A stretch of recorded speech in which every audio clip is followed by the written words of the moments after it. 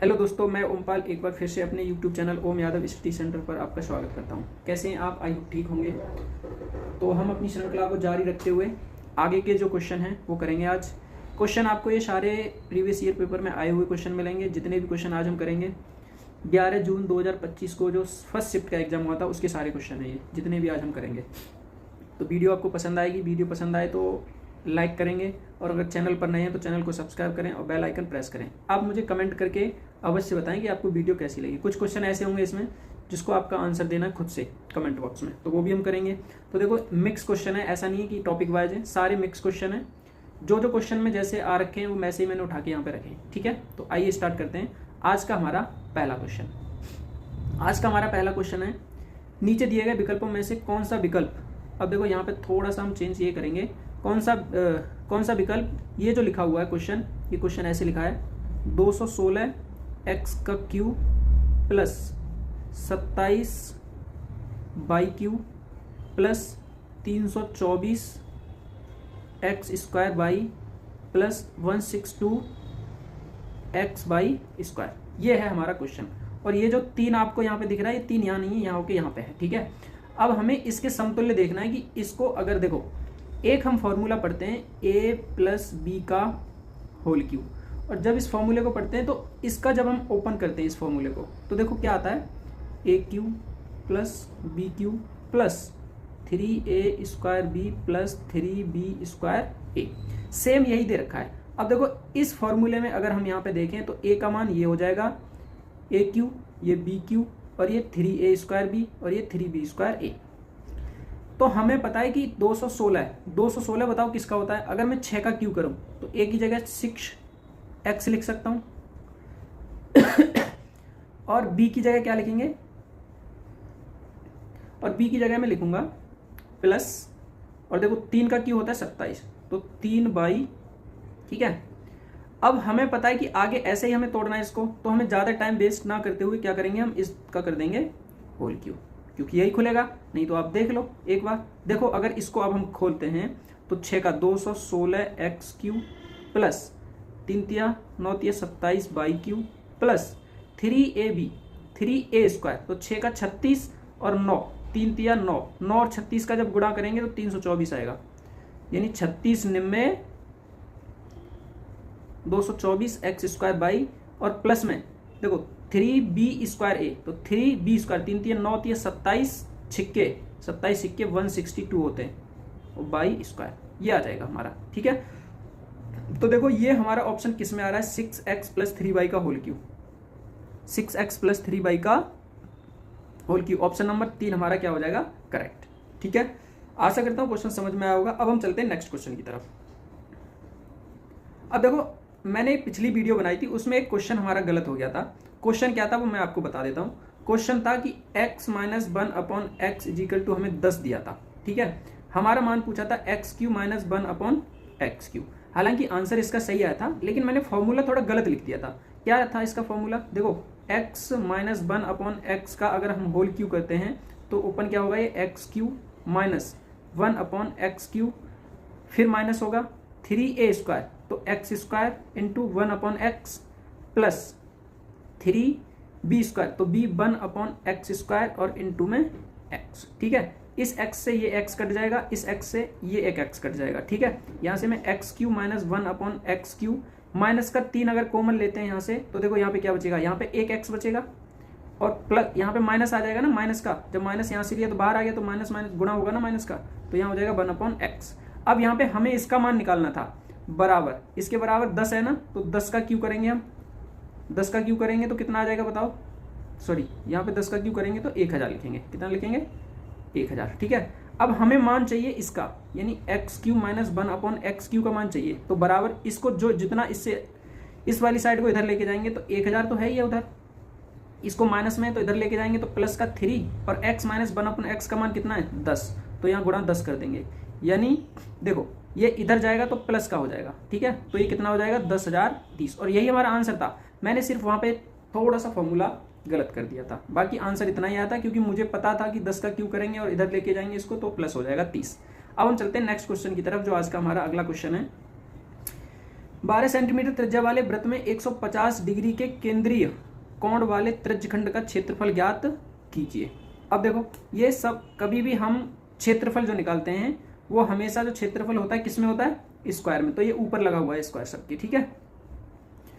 तो क्या है 12 सेंटीमीटर त्रिज्या, यानी कोई वृत्त है, मान के चलो अगर मैं यहाँ पे वृत्त ले लूं, ठीक है, 1 मिनट वृत्त लेके समझाता हूं मैं आपको। ये हमारे पास एक वृत्त है, ठीक।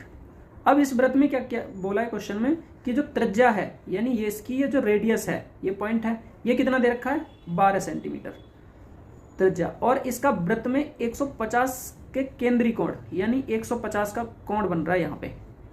ये जो है केंद्रीय कोण कितने का बन रहा है 150 डिग्री का, ठीक है। अब हमें इस त्रिज्यखंड का, अब देखो ये क्या बन गया हमारे पास, एक त्रिज्यखंड बन गया। क्या बन गया ये बन गया एक त्रिज्यखंड, यानी ये जो है इतना पार्ट ये त्रिज्यखंड बन गया। अब हमें इस त्रिज्यखंड का यानी यहां से यहां तक इस पूरे का क्षेत्रफल निकालना है, क्वेश्चन में जो पूछ रहा है। तो अगर इस त्रिज्यखंड का हमें क्षेत्रफल निकालना हो त्रिज्यखंड का, तो इसके लिए फॉर्मूला क्या होता है, θ/360 गुणा में pi R square. Pi R square क्यों, क्योंकि वृत्त का क्षेत्रफल पाई आर स्क्वायर होता है। तो यहाँ पे मान रखेंगे, देखो थीटा की वैल्यू कितनी है 150 अपॉन में 360 आ जाएगा इनटू, अब देखो पाई पाई रखेंगे यहाँ पे, पाई का मान कितना रखेंगे 22/7 इनटू आगे क्या है आर स्क्वायर, आर कितना है 12 × 12, ठीक है, यही है। अब देखो काटो, 0 से 0 कट जाएगा और किस क्या कटेगा 12 × 36, ठीक है, 3 से 3 5 15, ठीक, और 12 पंजे 60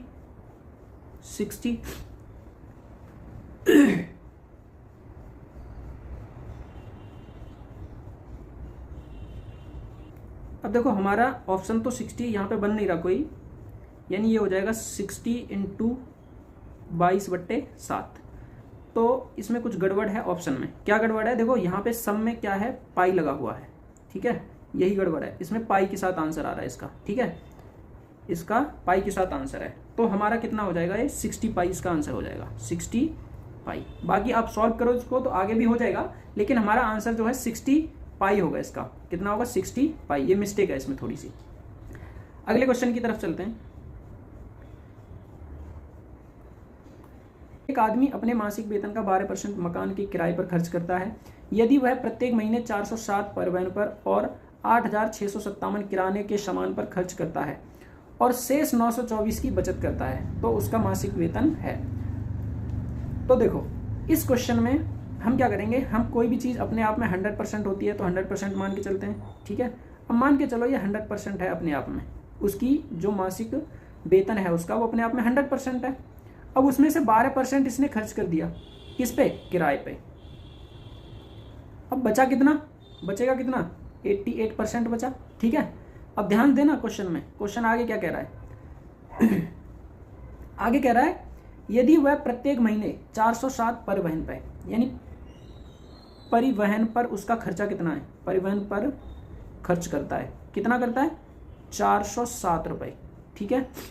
आगे कह रहा है और 8657 किराने पर, यानी जो ग्रोसरी का सामान लेके आता है किराने पर,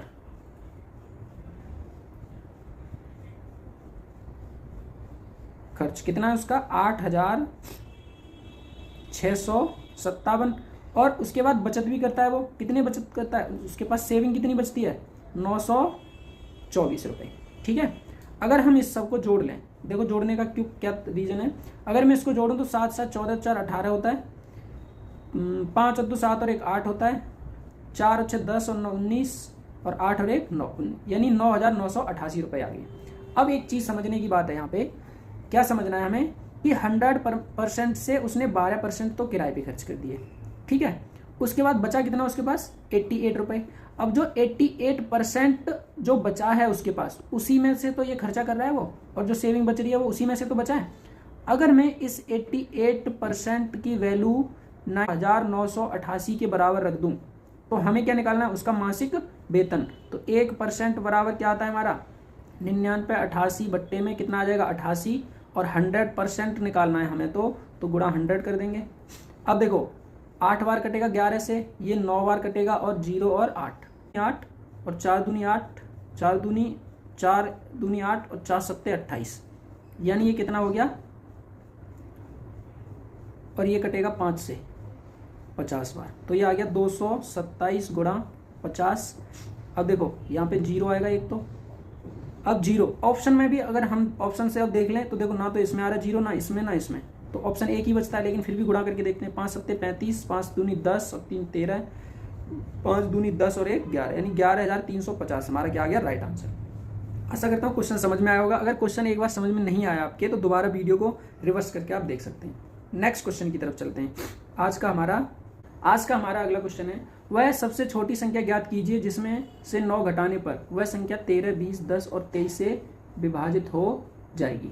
अब देखो ऐसा क्वेश्चन अगर कभी भी आता है तो जो संख्या हमारे पास दे रखी है, जैसे देखो 13 है क्या, 20, 10 और 23, इसका हमें निकालना है क्या, एलसीएम। क्यों निकालना है, क्योंकि जब भी हमारे पास कोई ऐसा क्वेश्चन आता है सामने कि जिसमें से इतना घटाया जाए तो इस पूरी से विभाज्य हो जाए, तो हमें उसका एलसीएम निकालना है। अगर मैं इसका एलसीएम निकालता हूं तो एलसीएम देखो कितना आएगा, 20 गुणा 13 गुणा 23, इसका गुणा कर लो आपस में, यही हमारा एलसीएम होगा। 13 तिया 39, 13 दूनी 26 और 3 कितना होता है 29, और गुणा कितना बचा 20, 20 का गुणा करेंगे 0, 18 और 2 दूनी 4 5, यानी कितना आ गया 5980। अब 5980 क्या आ गया, एलसीएम आया हमारा। लेकिन क्या इसमें कोई ऐसी संख्या है, बिल्कुल है। देखो एक हमें ऑप्शन दिख रहा है, ऑप्शन नंबर 3, अगर इसमें से 5 9 8 9 में से मैं -9 कर दूं तो क्या ये संख्या निकल के आ जाएगी, बिल्कुल आ जाएगी। ये जो संख्या है इन सारे नंबरों से विभाजित होगी, 13 से भी होगी, 20, 10 और 23 सबसे विभाजित होगी। तो इसमें से हमें 9 माइनस करना है तो कितना आ जाएगा 5980, और यही हमारे इस क्वेश्चन का क्या है, आंसर। नेक्स्ट क्वेश्चन की तरफ चलते हैं। देखो क्वेश्चन आसान पूछता है, बस हमें मेथड उसका पता होना चाहिए, कॉन्सेप्ट ही हमें करना कैसे है, ठीक है। अगर मेथड पता है उसका तो हम आसानी से उसको बना लेंगे, नहीं तो बैठे रहो वहाँ पे देखते रहो क्या करना है क्या नहीं करना। तो सबसे जरूरी है कि मेथड हमें पता होना चाहिए, कॉन्सेप्ट क्लियर होना चाहिए हमारा। तो अगला क्वेश्चन है, एक ए 18 दिन में और बी 22 दिनों में एक कार्य पूरा कर सकता है, यदि पहले दिन बी से शुरू करके वे एकांतर दिनों में कार्य करते हैं तो कार्य कितने दिनों में पूरा हो जाएगा। अब ए और बी है, मान लो ए है इधर और ये बी है, ठीक है। ए कर रहा है 18 दिन में कोई काम और बी कर रहा है उसी काम को कितने में, 22 दिन में, ठीक है। अब देखो इसमें ऑप्शन दिया ही नहीं है हमारे, ठीक है, इसमें ऑप्शन नहीं है, तो कोई नहीं, हम इसको कर लेते हैं, जो भी आंसर निकल के आया उसी को ऑप्शन मान लेते हैं।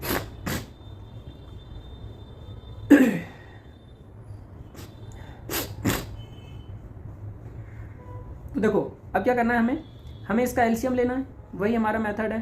तो 18 और 22 का एलसीएम कितना आएगा, गुणा कर दो। देखो 18 ए 9 गुणा 2 गुणा 11, ये हो जाएगा। तो 11 दूनी 22 और गुणा 9 करेंगे, 9 दूनी 18, 9 दूनी 18 और 1 19, यानी 198 आ जाएगा इसका एलसीएम, ठीक है। अब देखो 9 दूनी 18, तो यहाँ पे 11 का गुणा और यहाँ पे 9 का, यानी इनका एफिशिएंसी निकल के आ गई कि ए जो है एक दिन में अगर 11 काम करता है तो 18 दिन में पूरा काम कर देगा। बी अगर एक दिन में, ये एक दिन की एफिशिएंसी है बी की 9, कितनी है 9, तो 22 दिन में अगर वो करता है तो 198 काम पूरा कर देगा। लेकिन क्वेश्चन क्या कह रहा है कि एकांतर दिनों में कार्य करते हैं और स्टार्ट कौन करता है, बी, यानी अगर बी स्टार्ट करता है तो पहले दिन बी कितना करेगा 9, फिर उससे अगले दिन ए करेगा कितना 11, तो 2 दिन का काम अगर यहां से हम जोड़ें तो कितना हो जाएगा 9 कितना 20 हो गया, यानी 2 दिन का काम हो गया 20। एकांतर दिनों में कर रहे हैं ना, इसलिए 2 दिन का काम 20, लेकिन हमें तो करना है 198। अब इस 20 को इसके नजदीक ले जाओ, कितने से गुणा करें। अगर मैं यहाँ पे 9 से गुणा करूं तो 9 दूनी 18, यानी 180 काम होगा, तो 9 से यहाँ पे भी करेंगे, 9 दूनी 18, यानी 18 दिन में उन्होंने 180 काम किया। अब 18वें दिन, यानी देखो पहले बी ने किया फिर ए ने, तो यहाँ तक ए समाप्त। अब फिर से बी स्टार्ट करेगा, तो बी 19वें दिन स्टार्ट करेगा और कितना काम करेगा 19वें दिन 9 काम करेगा, तो 9 और इसमें जोड़ दो, कितना होगा 189। लेकिन हमारे पास काम कितना है 1898, इसमें से 189 माइनस करेंगे तो कितना बचेगा 9 बचा। अब इस 9 काम को जो है कौन करेगा, अब बी ए की बारी है ना, तो ए करेगा। अब ए एक दिन में करता है 11 काम, लेकिन काम कितना बचा 9 ही, तो 19 सही 9/11, ये हमारा इस क्वेश्चन का है आंसर, ठीक है। देखो 19 दिन तो पूरे पूरे लग रहे हैं, बाकी जो 9 काम बचा है इसको ए करेगा और ए की एफिशिएंसी है 11, तो 11 है। अगर ये पॉइंट में आ जाएगा वैसे तो, लेकिन हमें पॉइंट में ना लाके इसमें बट्टे में लिख देंगे इसको, ठीक है, फ्रैक्शन में। 19 सही 9/11 और ये हो जाएगा इस क्वेश्चन का आंसर। आशा करता हूँ ये क्वेश्चन में समझा पाया आपको अच्छे से। अगर समझ में आया तो वीडियो को लाइक और कमेंट करके अवश्य बताना। तो आइए नेक्स्ट क्वेश्चन पे मूव करते हैं। नेक्स्ट क्वेश्चन है हमारा 6 संख्याओं का योग 300 है, उनका औसत ज्ञात कीजिए। देखो कितना आसान क्वेश्चन है। 6 संख्याओं का औसत दे रखा है हमें, सॉरी योग दे रखा है, तो औसत पूछा है, तो औसत क्या होता है, योग बट्टे कुल संख्या, तो 6 पंजे 30, इसमें तो कुछ है ही नहीं, ये 50 का आंसर आ जाएगा। ठीक है, अगले क्वेश्चन की तरफ चलते हैं। अगला क्वेश्चन देखते हैं। प्रिया 1240 रुपये में 45 किलो सेब और आम खरीदती है। सेब और आम का मूल्य क्रमशः 25 रुपये प्रति किलो और 30 रुपये प्रति किलो था। वह आमों पर अलग से कितनी धनराशि व्यय करती है। अगर आपको ऐसा क्वेश्चन दिखता है कभी भी, तो इसमें बड़े आसानी से एलिगेशन मेथड लगाते हैं हम। अब एलिगेशन मेथड देखो क्या होता है। प्रिया 1240 रुपये में यानी 45 किलो आम खरीदती है। प्रिया के पास टोटल कितने रुपए हैं, 1240 उसने इन्वेस्ट किए और 45 किलो आम खरीदे। कितने खरीदे, 45 kg, ठीक है, और रुपए 1240 किए। अब मान के चलो अगर प्रिया 25 रुपये प्रति किलो के हिसाब से सिर्फ सेब ही सेब खरीदती, यानी उसने ये सेब क्या, ये एप्पल प्लस मैंगो का ही तो मूल्य है, दोनों मिला के 45 किलो खरीदे ना। अब ये नहीं पता कि कितने कितने किलो खरीदे, लेकिन उसने, हमें ये पता है कि 45 किलो एप्पल और मैंगो दोनों मिला के खरीदे। अगर मैं मान लेता हूं कि उसने 45 किलो सिर्फ एप्पल खरीदे और एप्पल का मूल्य कितना है, 25 रुपये पर केजी के हिसाब से, 25 रुपये पर केजी के हिसाब से है, तो 45 किलो कितने के हो जाएंगे बताओ, 25 पंजे 125 और 25 चौका 100, 100 और 12 कितने हो गए, 112, ठीक है। तो इसको यहां लिख लिया हमने, सॉरी यहां नहीं लिखेंगे, इसको ऊपर लिखना है। इसको कहां लिखना है हमें, यहां लिखना है, कितना, 1125 आया, ठीक। इसके बाद अगर मान लो वो 30 के भाव से और 45 किलो सिर्फ क्या खरीदती, आम ही आम खरीदती, तो कितने का आता है ये, 3 5 15, 3 चौक 12 और 1 13 और 1 0, यानी 1350। एलिगेशन मेथड जो लगता है हमेशा कब लगता है, एक तो इस वाली संख्या से बड़ी होनी चाहिए और एक छोटी, जब ये एलिगेशन मेथड लगेगा। अगर दोनों छोटी हैं या दोनों बड़ी हैं ऊपर जो आ रहे हैं, तो एलिगेशन मेथड नहीं यूज होगा, ठीक है।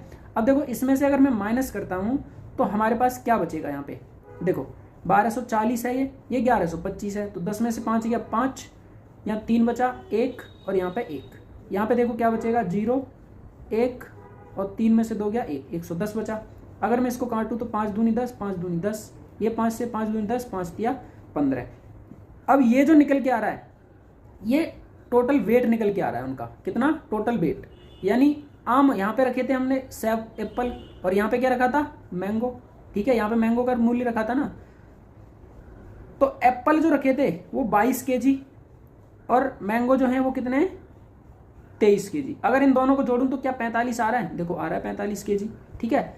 अब हमसे पूछ रहा है कि वह आमों पर अलग से कितनी धनराशि व्यय करती है। तो आम 23 किलो खरीदे उसने, कितने खरीदे, 23 किलो, और क्या रेट है आम का, 30, तो 30 का गुणा करेंगे तो आंसर कितना आएगा, 690 हमारा क्या हो जाएगा, correct answer, option number 1 correct हो जाएगा। आशा करता हूं ये भी क्वेश्चन आपके समझ में आया होगा। अब चलते हैं नेक्स्ट अगले क्वेश्चन की तरफ। अगला क्वेश्चन है एक्स वाई और जेड के वेतन का अनुपात 10:20:20 है। यदि उनके वेतन में क्रमशः 82%, 50%, 19% की वृद्धि की जाती है तो उनके वेतन का नया अनुपात क्या होगा। यानी x by Z, x by और जेड, इनके वेतन का अनुपात है 10:20:20, ठीक है, ये इसके वेतन का अनुपात है। अब बाद में क्या हुआ किसी कंपनी में कि इनके वेतन में वृद्धि हो गई अचानक, यानी इसमें 82% की, इसमें कितनी 50% की और इसमें 19% की। इन्होंने कहा हमारी तो बल्ले बल्ले होगी भाई। अब इसको देखो x को 82% एक्स्ट्रा मिलेगा, यानी पहले मिल रहा था उससे, अब मान लो 10 रुपये मिल रहा था पहले, हम मान के चलते हैं 10 तो नहीं मिलेगा, वैसे कंपनी में ज़्यादा ही होती है सबकी सैलरी, हम मान के चलते हैं अगर उसे 10 रुपये मिल रहा है। अब अचानक से जो 10 है वो 100% के बराबर है, लेकिन अचानक से 82 रुपये की और 82% और वृद्धि हो गई। तो 100 पहले तो मिल रहा था, उसके बाद 82% और, तो कितना हो गया 182। तो क्या मैं इस 10 का 182% निकालूं तो कोई दिक्कत है? बिल्कुल नहीं होनी चाहिए। आगे अगर मैं इस 50 का, अब यहाँ पे भी तो 50% हो रहा है इसको, तो पहले 100 था तो 150 हो जाएगा अपॉन में 100 अनुपात। यहाँ 20 था इसका, देखो यहाँ 20, यहाँ पे कितना आएगा, यहाँ पे आएगा 20, क्योंकि कितना है यहाँ 20 है ना, ये तो 20 आएगा, यहाँ पे 20 आएगा, ठीक है। और 20 में कितना हो रहा है, तो ये 119/100 हो जाएगा। अनुपात में क्या होता है, कभी भी अगर मैं यहाँ पे देखूँ तो देखो क्या कोई किसी से कट रहा है? कट तो बहुत कुछ रहा है। देखो पहले क्या करते हैं, गुणा कर लेते हैं हम। वैसे तो 100 से 100 ये सब कट जाएंगे, यानी ये 100 ये 100 ये 100, क्योंकि अनुपात में है ना, तो ये तो तीनों नीचे से हट जाएंगे। 10 का गुणा करो ये, तो ये कितना आ जाएगा 1820 अनुपात। ये 15 दूनी 30 और 2 0, 3000 हो गया। ये कितना आएगा, दो से काट इसको, देखो कितना आएगा ये। या हम एक तरीका और कर सकते हैं यहाँ पे ही, क्यों इतना लंबा करें इसको, ठीक है। हम क्या करेंगे, देखो क्योंकि अनुपात में ये 10 एकम 10, 10 दूनी 20 और 10 दूनी 20। अब फिर से 2 2 और ये कट जाएगा, 2 ने 18, 2 एकम 2, तो यानी यहाँ पे कितना आ गया 91 अनुपात। यहाँ कितना बचा 150 अनुपात। इधर कितना बचा 119। मैंने इसलिए काटा क्योंकि हमें आसान बनाना है, हमें इसको लॉन्ग नहीं करना, हमें जितना जल्दी हो सके क्वेश्चन को सॉल्व करना है। तो हमारा ऑप्शन नंबर 2 क्या हो जाएगा, करेक्ट। अगले क्वेश्चन की तरफ देखते हैं। अगला क्वेश्चन ये रहा आपका, बहुत ही आसान क्वेश्चन है, आया हुआ क्वेश्चन है ये भी। क्या है क्वेश्चन, यदि 14 अनुपात ए समानुपात ए और अनुपात 56 है, तो ए धनात्मक 56 है, तो क्या करना है, ए का धनात्मक मान ज्ञात कीजिए। तो देखो ये समानुपात में, और समानुपात का अगर क्वेश्चन कभी भी आता है तो ये फर्स्ट संख्या, ये सेकंड, ये थर्ड और ये फोर्थ। तो फॉर्मूला क्या होता है, फर्स्ट इंटू लास्ट बराबर सेकंड इंटू थर्ड। तो फर्स्ट इंटू लास्ट 14 इंटू 56 बराबर ए इंटू ए स्क्वायर हो जाएगा बराबर, देखो ये स्क्वायर, इसको हमें तोड़ना है, तो ये 14 और ये कितना होता है 14 चौका 56। क्यों तोड़ा मैंने वो अभी समझ में आएगा। ए बराबर अगर मैं चाहूँ तो इसको अंडर रूट में लिख सकता हूँ 14 इंटू 14 इंटू 4। कभी भी रूट के अंदर अगर एक जैसी दो संख्या हो तो एक बाहर निकलती है, इस 4 से क्या निकलेगा 2 बाहर निकलेगा, यानी ए का मान ये आ गया। तो ए बराबर कितना होगा 14 दूनी 28। ऑप्शन नंबर 1 हो जाएगा करेक्ट, ठीक है। आगे क्वेश्चन देख लेते हैं। देखो आगे क्वेश्चन करते हैं हम। यदि द्विघात समीकरण कितना है, ये द्विघात समीकरण 2x² - 8x प्लस k बराबर 0 के वास्तविक और समान मूल हैं, तो k², ये क्या लिखा है k² - 5 का मान ज्ञात कीजिए। अब देखो कभी भी ऐसे क्वेश्चन मैंने पहले भी आपको कराए, अगर वास्तविक मूल पूछता है हमसे, ठीक है, तो मूल के लिए क्या होता है, हमें डिस्क्रिमिनेंट निकालना होता है, यानी विविधकर, यानी d बराबर हमारे पास फॉर्मूला होता है b² - 4ac, और ये जो d होगा ये बराबर होगा 0 के। तो क्या होते हैं, 2 वास्तविक मूल निकलते हैं। अगर d बड़ा है 0 से तो भी दो भिन्न वास्तविक मूल निकलते हैं, ठीक है। यहाँ पे समान वास्तविक मूल होंगे, और अगर d छोटा है 0 से तो क्या होता है, एक भी मूल नहीं होता, यानी ये काल्पनिक हो जाता है फिर, ठीक है। ये निकलता है हमारे पास। तो यहाँ से देखो इसको हम कंपेयर करते हैं किस फॉर्मूले से, इसको कंपेयर करेंगे हम ax² प्लस bx प्लस में c = 0। तो a का मान यहाँ पे क्या है, a का मान यहाँ पे 2 हो जाएगा, b का मान क्या हो जाएगा -8, और c का मान क्या हो जाएगा k क्या हो जाएगा k। अब इसको इस फॉर्मूले में हमें पुटअप करना है। तो देखो b का मान कितना है, यानी d का मान तो 0 बाद में होगा, क्योंकि 0 के बराबर ही रखना पड़ेगा हमें इसको, ठीक है। यहाँ पे देखो बराबर है ना, तो b² यहाँ पे हम लिख लेंगे b² - 4ac बराबर 0। तो b का मान -8 का होल स्क्वायर -4 इंटू a का मान कितना है 2 इंटू k बराबर 0, ये 64 हो जाएगा, माइनस के 4 दूनी 8 और ये k बराबर 0। इस 64 को इधर लेके जाऊंगा मैं तो माइनस का हो जाएगा, यानी 64 इधर जाएगा तो माइनस का, तो हमारे पास -8k = -64, माइनस से माइनस कैंसिल हो जाएगा 8 से 8 बार, यानी k का मान यहाँ से निकल के आ गया कितना 8।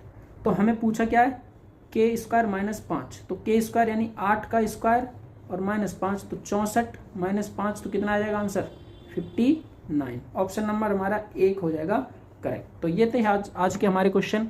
अगर आपको वीडियो पसंद आती है तो वीडियो को लाइक करें, और यदि आप हमारे चैनल पर नए हैं तो चैनल को सब्सक्राइब करें। वीडियो देखने के लिए धन्यवाद। जय हिंद।